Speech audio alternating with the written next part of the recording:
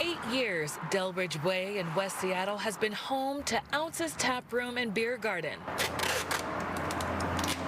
Now the owner, Laurel Trujillo, is fighting big business to keep her small business right here.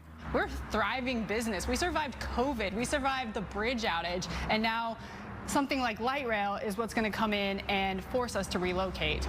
Ounces sits in the middle of Sound Transit's proposed West Seattle light rail expansion. Proposed plans for the route stretch from Soto to Alaska Junction.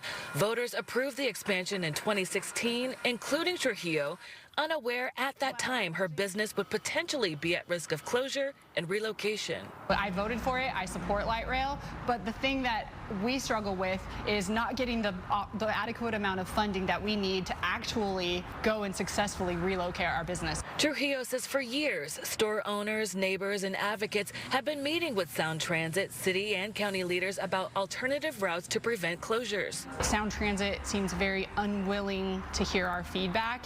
It's almost as if this route is already set in stone, and the feedback of the community is kind of falling on deaf ears. To be heard, they're now holding news conferences and rallies. So we really don't need a $4 billion light rail stub. Calling on Sound Transit to change its plans or at least provide transparency about what's to come.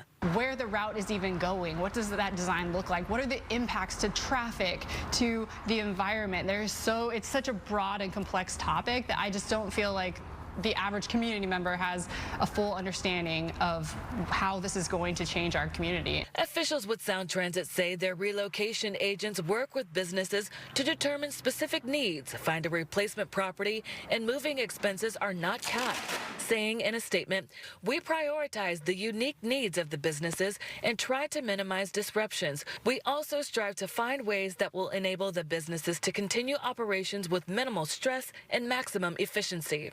Could it be 1 year? Could it be 2 years? Could it be 5 years? With that level of no timelines and uncertainty, how do you operate a business and how do you plan for the future?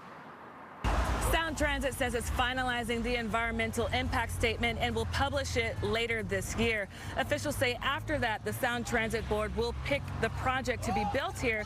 That's when the process of property acquisition and relocation will start. But the folks who are out here say they want to stick around for as long as they can permanently, but if not, give them a feasible solution. Reporting in West Seattle, Frankie Thompson, Fox 13 News.